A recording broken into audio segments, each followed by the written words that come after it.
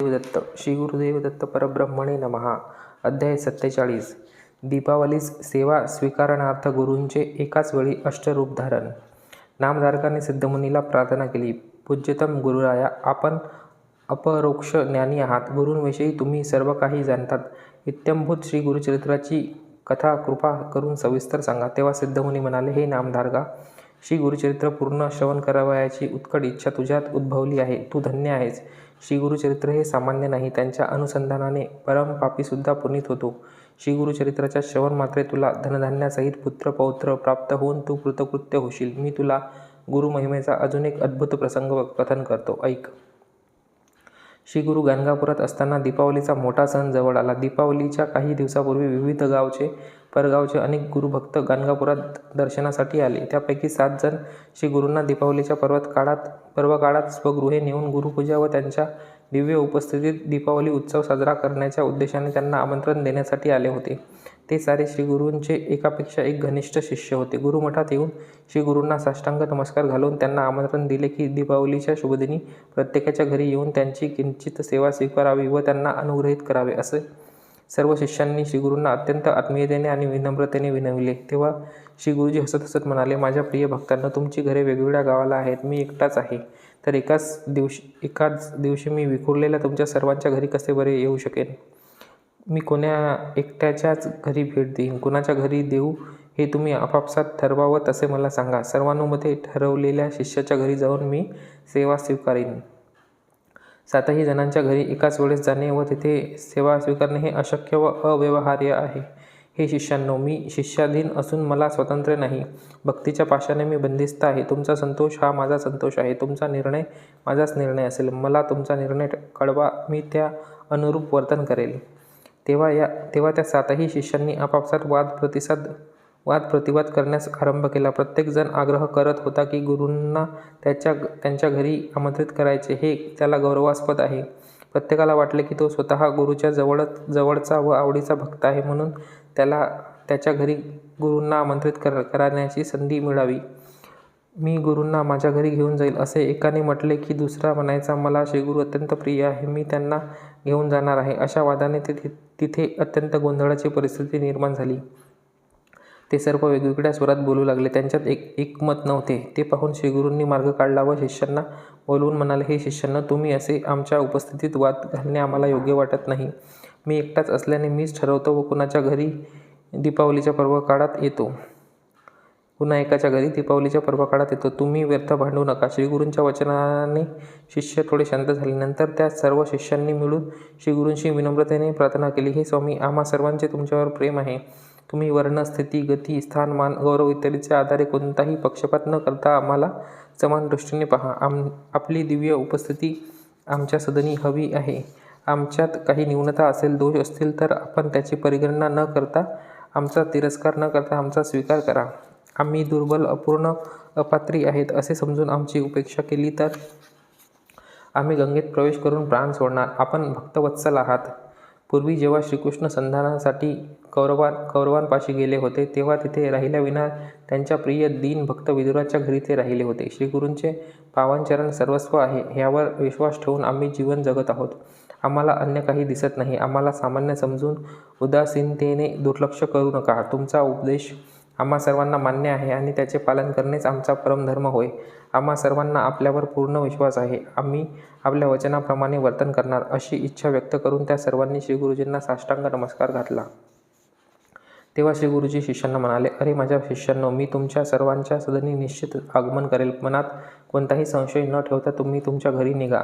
चिंताग्रस्त होऊ नका आणि तुमच्या मनात पूर्वकल्पित विचार ठेवू नका, असे आश्वासन दिले. पण अज्ञानी असल्याकारणाने त्यांना श्रीगुरूच्या कथनाचे मर्म अवगत झाले नाही. एकाच वेळी प्रत्येकाच्या घरी ते कसे येऊ शकतील? त्यावर त्यांचा विश्वास ठेवायचा तरी कसा? असा त्यांच्या मनात विचार होता. तेव्हा त्यांनी धैर्याने आणि नम्रतेने गुरूंना प्रश्न विचारले, हो गुरुजी, वेगवेगळ्या ठिकाणी विखुरलेल्या आम्हा साऱ्यांच्या घरात आपण एकाच वेळी कसे भेट देऊ शकता? ज्या गोष्टी आम्ही ऐकल्या नाहीत त्यावर आम्ही कसा विश्वास ठेवू? त्यांचे विचार ऐकून ठरवले श्री गुरुजींनी की ते अज्ञानी असल्यामुळे सर्वांशी एकाच वेळेस बोलण्यापेक्षा एकमेकांशी एकांतात बोलावे. त्याचप्रमाणे प्रथम एकाला बोलवून त्याच्या घरी अवश्य येणार असल्याचा व त्याबद्दल इतर कोणालाही काहीही न सांगण्याचा आदेश देऊन प्रत्येकाला त्याच प्रकारे आश्वासन दिले. असे सर्व अल्पज्ञ 7 शिष्याच्या कानात गुपित सांगून प्रत्येकाला घरी पाठवून दिले. गाणगापुरात दीपावलीच्या शुभदिनी श्रीगुरूंच्या उपस्थितीची उणीव भासणार हा विषय जाणल्यावर भक्त समुदाय थोडा नाराज झाला. त्यांना खूप वाईट वाटले. त्यांनी प्रार्थना केली की गुरूंनी दीपावलीच्या पर्वकाळात कुठेही न जाता मठातच राहून त्यांच्या सर्वांचा सेवेचा स्वीकार करावा.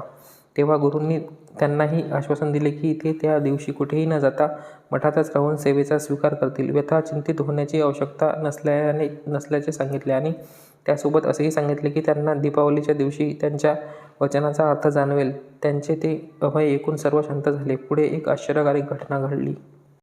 नंतर दीपावलीचा दिवस उजाडला. त्या दिवशी दत्तावतारी अगणित महिमास्वरूपी परमश्रेष्ठ श्रीगुरूंनी निजशक्ती आणि योगमायेने एकाच मुहूर्तावर अष्टरूप धारण केले, पण स्वतः मूळ रूपाने गाणगापुरातच राहिले. इतर 7 रूपात प्रत्येक शिष्याच्या घरी उपस्थित राहिले. गुरूच्या आगमनाने प्रत्येकाला परमानंद झाला. त्यांनी गुरूंना अभ्यंग स्नान घातले. सर्वोपचारे गुरूची पूजा करून आरती ओवाळली. विविध प्रकारे गुरूचे स्तवन केले. षड्रस पूर्ण पक्वान्न शिजवून गुरूंचा जयजयकार करीत त्यांना भिक्षा आशीर्वाद दिला आणि असे 7ही शिष्याच्या घरी सेवा स्वीकारून गाणगापुराला परतून मूळ रूपात एकरूप झाले. अष्टरूप मूळ रूपात ऐक्य पावले. अशा या अद्भुत दैवी लीलेचे मायारूपी रहस्य कोणालाही समजले नव्हते. पुढे कार्तिक पौर्णिमेच्या दिवशी 10 दिवसानंतर दीपोत्सवासाठी ते 7ही शिष्य इतर भक्तांसह गुरूंपाशी जमले. आपापसात बोलून प्रत्येकाने त्यांच्या घरी गुरूंनी येऊन सेवा स्वीकारल्याबद्दलचे अनुभव एकमेकांना सांगितले. तसेच दीपावलीच्या दिवशी मठात उपस्थित असलेल्या भाविकांनीही मठातच श्री गुरुजींसोबत साजरा केलेल्या उत्सवाविषयी त्यांची मते सांगितली. या विषयावर भक्त समुदायांमध्ये मोठी चर्चा सुरू झाली. श्रीगुरूच्या उत्सवात सहभागी होण्याबद्दल वादविवाद चालू झाले. सगळे एकमेकांशी वाद घालत होते की गुरुजी दीपावलीच्या दिवशी त्यांच्या घरी आले होते. काय सत्य काय मिथ्या कोणालाच कळेनासे झाले. सर्वही जण संशयाच्या भोवऱ्यात पडले. खरे काय हे विचारण्यासाठी सर्वजण एकत्र गुरूंपाशी आले आणि त्यांना दिसले त्या सर्वांनी अर्पण केलेल्या सर्वच वस्तू गुरूंपाशी आहेत. प्रत्येकजण त्यांनी दिलेल्या वस्तूंकडे निर्देश करीत होते. ते पाहून 7 शिष्य व सर्व मठवासी अचंबित झाले. तिथे असलेले सर्व विस्मित झाले. त्यांना कशावर विश्वास ठेवावे हे कळलेच नाही.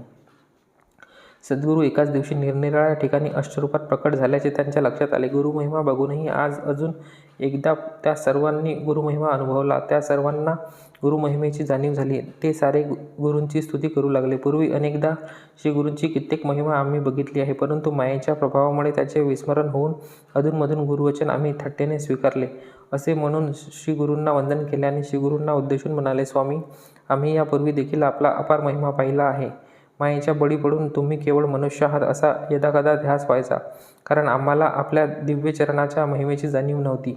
आपणच विश्वव्यापक ब्रह्मा विष्णू महेश्वर रूपी आहात. आम्हाला आपल्या अपरंपार महिमेचे वर्णन करण्याचे सामर्थ्य नाही. आपल्या शिवाय अन्य देवता नाही. आपले चरण दर्शन होताच व्यक्तीचा अहंकार तात्काळ नाहीसा होतो. अशी स्तुती भक्तगणांनी केली. अंततः सद्गुरू शिवाय इतर कोणालाही वास्तवाची जाणीव झाली नाही. मग त्या सर्वांनी मिळून गुरूंना पुन्हा वंदन करून त्यांची स्तुती केली व स्तवन करीतच श्रीगुरूंना प्रेमाने आणि अति उत्साहाने दीपाराधन सेवा करून ब्राह्मण भोजनाची व्यवस्था केली. त्या सर्वांना गुरूंनी प्रसन्न चित्ताने आशीर्वचन केले. शेवटच्या क्षणापर्यंत गुरूंनी मात्र त्यांचे रहस्य जाहीर केले नाही. गुरूंचे सामर्थ्य सर्वसामान्यांना सहजासहजी कळत नाही. श्रीगुरूंनी सर्व भक्तांना प्रसन्न चित्ताने आशीर्वाद देऊन सर्वांना स्वसदनी पाठवले. हे शिष्य नामधारका, प्रापंचिक जीवांना, अज्ञानी मानवांना गुरूंची दिव्य महिमा समजत नाही. अशा लोकांना गुरुभक्ती रुचतही नाही. गुरुसेवाच श्रेयोभिवृद्धीला सुलभ असे साधन आहे. गुरुसेवेला पाप लागत नाही. गुरुसेवकाला पाप लागत नाही. गुरुसेवा अमरत्वाला कारणीभूत असते. सर्वांनी गुरुसेवा करून आपला नरजन्म सार्थक करून घ्यावा. श्री नरसिंह सरस्वती गुरूंचा महिमा प्रदेशाच्या कानाकोपऱ्यात पसरला. त्यांच्या दर्शनासाठी येणाऱ्या भक्तांच्या संख्येतही वाढ होऊ लागली. अशा प्रकारे सिद्धमुनींनी नामधारकाला श्री गुरुचरित्राचा कथाभाग विवरण केला. त्यानंतर नामधारकाने श्रोतृवर्गाला संबोधले. अहो श्रोत्यांनो, कल्पवृक्ष स्वगृहे असताना दुःख का भोगावे हे न जाणता व्याधिग्रस्त, अंगहीन, दरिद्री, पामर, सारे दुर्दैवी लोक या जगात विनाकारण दुःख भोगत आहे. तुम्ही सर्व कृपया गुरुपासना करा. त्याद्वारे प्रत्येकाचे कल्याण होईल. तुमचे सकलाभीष्ट शीघ्र पूर्ण होतील. हे अनुभव सिद्ध आहे. हा काळ कसोटीचा आहे. अज्ञानी आणि सांसारिक लोकांना गुरुभक्तीचे महत्त्व कळत नाही.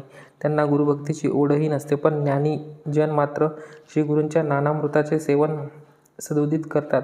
तुम्हा सर्वांनी अवश्य गुरुनामस्मरणात निमग्न व्हावे. शास्त्र सांगते की गुरुकृपेविना कोणतेही ज्ञान साध्य होत नाही व सद्गती मिळत नाही. मी हे विधान स्वतः करत नाही, तर ती भगवंताची वाणी देखील आहे. म्हणून आपण सतत गुरूंवर विश्वास ठेवला पाहिजे. जो प्रामाणिकतेने गुरुसेवा करतो त्याला ज्ञान प्राप्त होते. हे सांसारिक जग पार करण्यासाठी प्रत्येकाने गुरुकृपेस पात्र असणे आवश्यक आहे. त्याशिवाय अन्य कोणतेही माध्यम नाही. गुरुसेवेद्वारे सर्वार्थ साध्य होते. त्यासाठी गुरुसेवा अत्यंत आवश्यक आहे. गुरुसेवेने अमरत्वाची प्राप्ती होते. गुरुसेवकाला पाप लागत नाही. सर्वांनी गुरुसेवा करून आपले जीवन फलप्रद करावे. गाणगापूर येथे राहणारे पवित्र त्रिमूर्ती श्री नरसिंह सरस्वती गुरुजी हे स्वभक्तांचे कल्याण करणारे सचेतन भगवंत आहे. सर्वांनी त्याचे दर्शन घेऊन पुण्यही मिळवून घ्यावी. मी तुम्हाला सर्वात फलप्रदायक कृती सुचवत आहे. तेच साक्षात परमेश्वर आहेत. तेच तुमच्या श्रेयोभिवृद्धीला सुलभ साधन आहे.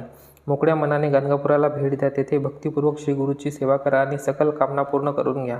श्री गुरूंना मनुष्य समजून जो अपहास्य करतो तो पुढील जन्मी हीन पशुयोनीत जन्मास येतो. म्हणून सर्वांनी गुरुसेवा करून नरजन्म सार्थक करून घ्यावा. इथे परमकल्याणकारी श्री गुरुचरित्राचा 47वा अध्याय संपन्न होतो. श्री गुरुदेव दत्त. श्री गुरुदत्तात्रेयार्पणमस्तु. श्री स्वामी समर्थ.